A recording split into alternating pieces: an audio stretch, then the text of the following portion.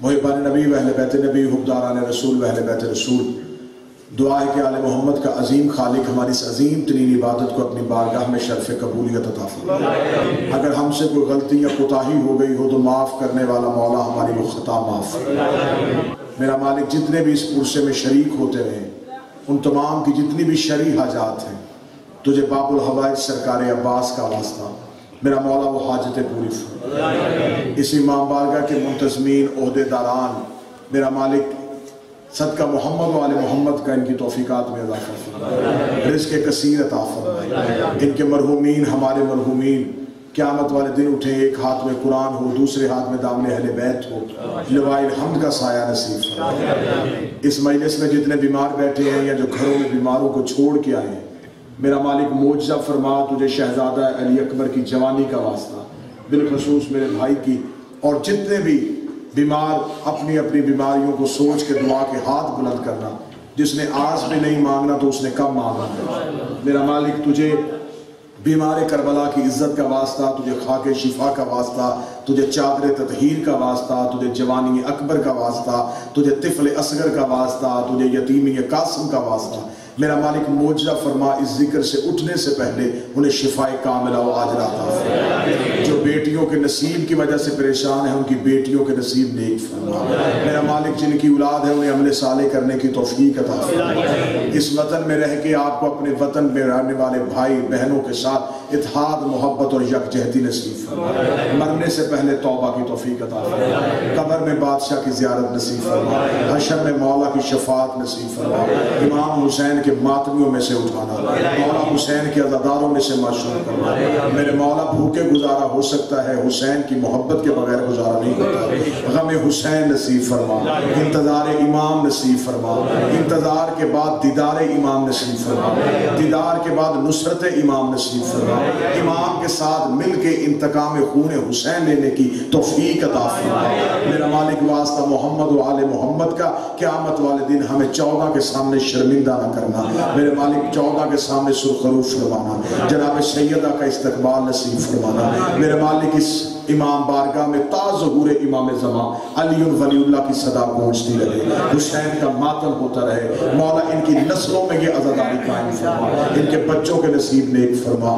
مولا واسطہ محمد و آل محمد کا صبح امام حسین کی عزاداری کے جلوس نکلنے پوری دنیا میں، میرے مالک بالخصوص پاکستان میں ہر جلوس کی حفاظت فرمانا، ہر عزادار کی حفاظت فرمانا، ہر ماتمی کی حفاظت فرمانا۔ علی ولی اللہ پڑھنے والے کو کسی کمینے کا محتاج نہ فرمانا۔ میرے مالک واسطہ محمد و آل محمد کا وارث کے ہوتے ہوئے لاوارث ہو گئے ہیں، بادشاہ کے ظہور میں تعجیل فرما۔ میرے مالک کو اذن ظہور نصیب فرما۔ تمام دعاؤں کی قبولیت کے لیے اتنی بلند صلوات پڑھیں کہ دعائیں قبول ہو جائیں۔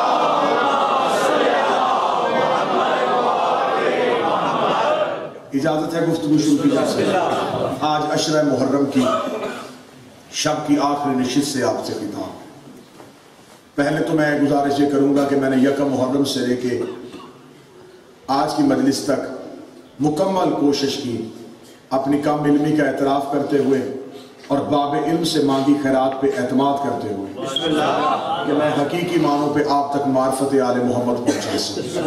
اگر مجھ سے پھر بھی کوئی غلطی ہوئی ہو تو مجھے اللہ معاف فرمائیے گا، اور میرا مالک واسطہ محمد و آل محمد کا ہماری اس عزاداری کو قبول فرمائے۔ آج ہماری گفتگو آخری نشست میں داخل ہو رہی ہے، کل کے کیوں صرف چونکہ مصائب پڑھے جائیں گے تو آج پوری گفتگو کا نچوڑ میں آپ کے سامنے پڑھنا چاہتا ہوں۔ ہم نے مسلسل بحث کی کہ آخر وہ لوگ کون تھے جو اسلام کو نقصان پہنچانا چاہتے ہیں۔ جہاں تک ممکن ہو سکا مختصر وقت میں میں نے ان چہروں کی نشاندہی کی، آپ تائید فرمائیں گے، اور ہم نے ان چہروں کی بھی نشاندہی کی جنہوں نے اسلام کو فائدہ دیا۔ نقصان پہنچانے والے کون تھے، فائدہ دینے والے کون تھے۔ آج گفتگو ہوگی کہ آخر قتل حسین کی وجہ کیا تھی، وجوہات کیا تھی۔ جب ہم نے زمانے سے پوچھا کہ اتنا بڑا فیصلہ اس دور کے خلیفہ نے کیسے کیا، اس موضوع کو ضرور سنیے گا، اس میں کچھ اہم نکات میں آپ کے سامنے پیش کروں. میں آج منت کروں گا جو بالکل چپ ہو کے بیٹھے ہوتے ہیں، آج تھوڑی ہواں کیجیے گا، بات آپ تک جو لے کے آئے وہ پہنچا سکتے. آخر قتل حسین کی وجوہات کیا تھی؟ اس دور کا خلیفہ، مسلمانوں کا خلیفہ اتنا بڑا فیصلہ کیسے کر رہا تھا؟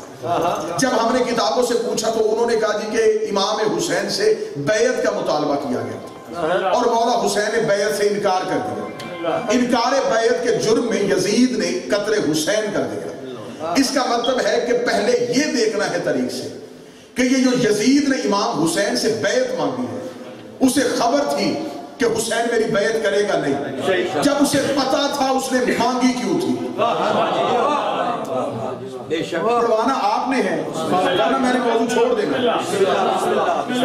کہ آخر وجہ کیا تھی کہ اس نے اتنا بڑا فیصلہ کیسے کر دیا کہ وہ وقت کے رسول کے بیٹے کا قتل کر دے.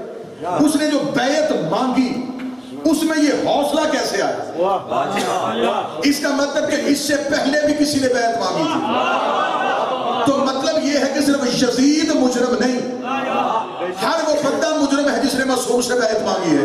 اور اس لیے جب ولید نے بھرے دربار میں کہا تھا کہ یزید نے خط لکھا ہے کہ حسین سے بیعت لی جائے تو میں تم سے یزید کی بیعت لینا چاہتا ہوں، تو میرے بادشاہ حسین نے ولید کے دربار میں کھڑے ہو کے 27 رجب کو ایک جملہ کہا تھا. مولا نے فرمایا صرف یزید کو میرا اتنا جواب لکھ کے بھیج دے کہ میں تیری بیعت کروں. انا حسین ابن علی، انا حسین ابن علی، انا حسین ابن علی. میں علی کا بیٹا حسین ہو.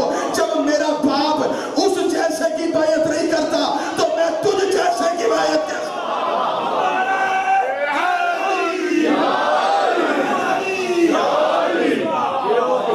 جب میرا باپ، کتنا خوبصورت جملہ کہا میرے مولا، انا حسین ابن علی، میں علی کا بیٹا ہوں. اور میرے باپ نے بھی انکار کیا تھا. اب یہ یزید بیعت کے لیے ہاتھ بڑھا رہا ہے، صرف یزید کا ہاتھ نہیں، یزید کے ہاتھ کے اوپر اس کے باپ کا ہاتھ ہے، اس کے ہاتھ کے اوپر ابو جہل کا ہاتھ ہے، ابو جہل کے ہاتھ کے اوپر فرعون کا ہاتھ ہے، فرعون کے ہاتھ کے اوپر نمرود کا ہاتھ ہے، نمرود کے ہاتھ کے اوپر شیطان کا ہاتھ ہے. ادھر ہاتھ حسین کا بھی اکیلا نہیں تھا، حسین کے ہاتھ میں حسن کا ہاتھ تھا، حسن کے ہاتھ میں علی کا ہاتھ تھا، علی کے ہاتھ میں محمد کا ہاتھ تھا، محمد کے ہاتھ میں موسیٰ کا ہاتھ تھا، موسیٰ کے ہاتھ میں ابراہیم کا ہاتھ تھا، ابراہیم کے ہاتھ میں آدم کا ہاتھ تھا. اگر معاذ اللہ حسین بیعت کر لیتے تو تاریخ لکھ دیتی صرف حسین نے بیعت نہیں کی تھی، حسن نے معاویہ کی بیعت کر لی تھی، ابو جہل کی محمد نے بیعت کر لی تھی، موسیٰ نے فرعون کی کر لی تھی، ابراہیم نے نمرود کی کر لی تھی، آدم نے شیطان کی کر لی تھی. حسین نے ہاتھ پیچھے کر کے دنیا کو بتا دیا میں صرف حسین نہیں، میں وارث انبیاء ہوں.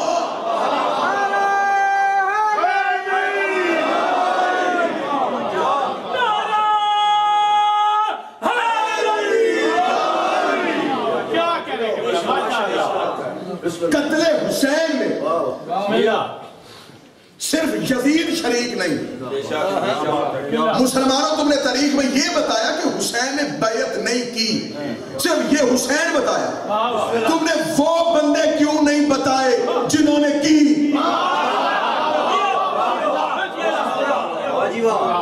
لاکھوں نہیں کروڑوں لوگ بیعت کر چکے تھے. کیا بات ہے، پورا شام بیعت کر گیا، مدینہ بیعت کر گیا. اگر مدینہ نے بیعت نہیں کی تھی حسین کے ساتھ نکلے کیوں نہیں؟ میں قتل حسین کا پورا نکالنے لگا. صرف یزید کی بیعت امام حسین نے انکار کیا. اتنے مسلمانوں نے جو بیعت کر لی تھی وہ کہاں گئے؟ حسین نے بیعت کا انکار کیا، حسین شہید ہو گئے. اب ان مسلمانوں کو کس کھاتے میں ڈالو؟ کیونکہ جب انہوں نے یزید کی بیعت کی اس کا مطلب انہوں نے رسول کی توڑی. جب کوئی معصوم کی بیعت توڑ دے تو دوبارہ معصوم کے ہاتھ میں بیعت کرتا ہے. معصوم تو شہید ہو گیا. شاید میں پیغام نہیں پہنچا دوں. بھئی جو نوجوان سمجھئے گا اس بات کو، اس فلسفے کو خدا کا واسطہ، مولا حسین کا واسطہ نوجوان سمجھئے گا. جب کوئی کسی معصوم کی بیعت توڑ دے تو پھر اس پہ واجب ہے کہ وہ کسی معصوم کی حق میں بیعت کرے. اب جنہوں نے یزید کی بیعت کر لی اور جنہوں نے کی وہ صحابی تھے.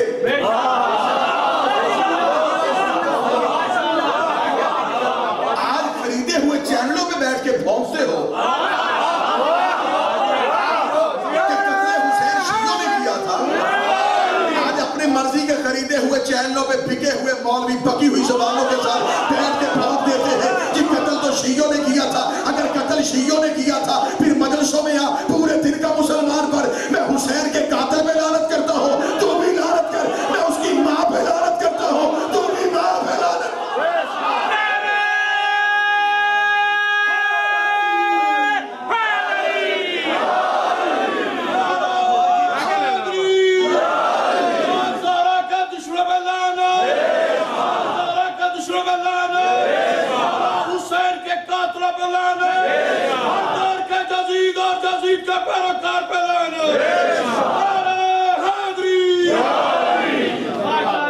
اگر قتل شیعوں نے کیا پھر آپ مجلس میں یہ چاہے لعنت ہم اوپر سے شروع کریں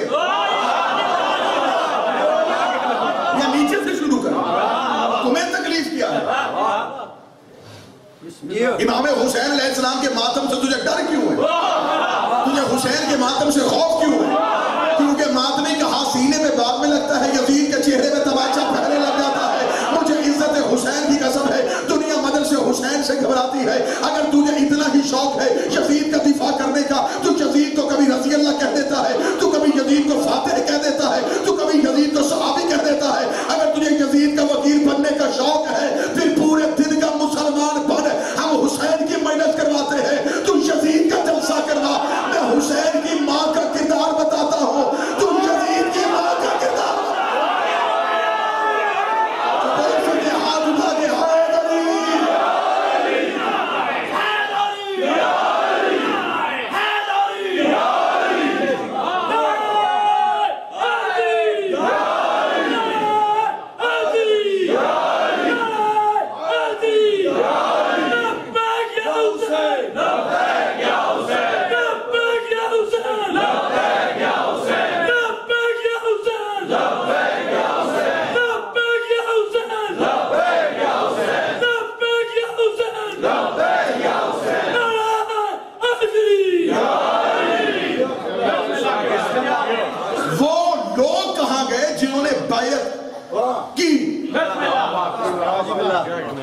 اگر جب کر لی تھی دوبارہ تجدید بیعت کے لیے انہیں معصوم کے پاس آنا چاہیے.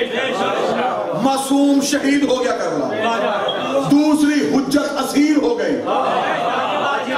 2 سال زین العابدین جو قید میں رہے ہیں، جگر اپنا نکال کے تمہاری ہتھیلیوں پہ رکھنے لگا ہو. اب بولو نہ بولو تمہارا مقدر ہے. میں طریق کا کلیجہ تمہارے ہاتھ پہ رکھنے لگا ہو. یہ حسین کا بیٹا مجبور ہو کے شام کے قید خانے میں نہیں بیٹھا رہا. سجاد 2 سال قید خانے میں بیٹھ کے دنیا کو بتاتا رہا کہ 2 سال یہ مشرک بھی رہے ہیں، کافر بھی رہے ہیں.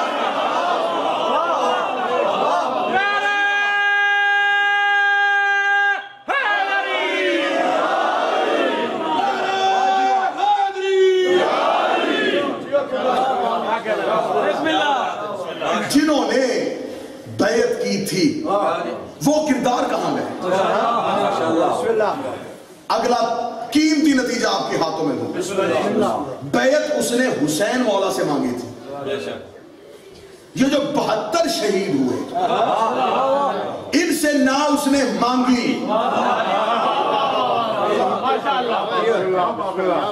نہ انہوں نے کی نہ انکار کیا. یہ پھر بھی علیہ السلام پھر ماننا پڑے گا. حسین انکار بیعت میں شہید ہوئے، 72 محبت حسین میں شہید ہوئے.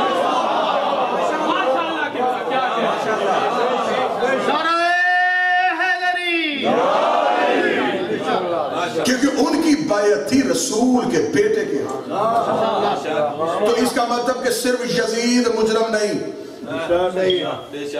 قاتل خاندانوں کا ایک طریقہ کار ہوتا ہے، جب وہ قتل کر دیتے انہیں پتہ چل جاتا ہے کہ اب ایف آئی آر تو ہوگی، وہ اپنا ایک بندہ پیش کر کے باقی بچا لیتے ہیں۔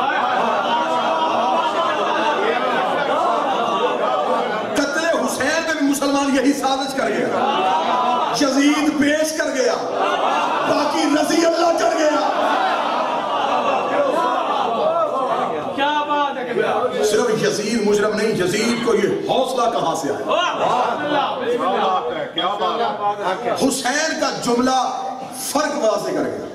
حسین نے کہا میں اس لیے بیعت نہیں کر سکتا کہ میں علی کا بیٹا ہوں، میرا باپ بھی نہیں کرتا تھا، اس نے بھی اس دور میں نہیں کی، میں نے بھی نہیں کرنی۔ اگر مولا علی نے بیعت کرنی تھی تو وہاں پہ کھڑے ہوئے دربار میں بیٹھے ہوئے مولوی کیوں نہیں بولے کہ حسین تیرا تو باپ خلافت کی حق میں بیعت کر چکا تھا، لہذا آپ بھی کیجئے۔ حسین نے کہا میرا باپ نے بھی نہیں کی۔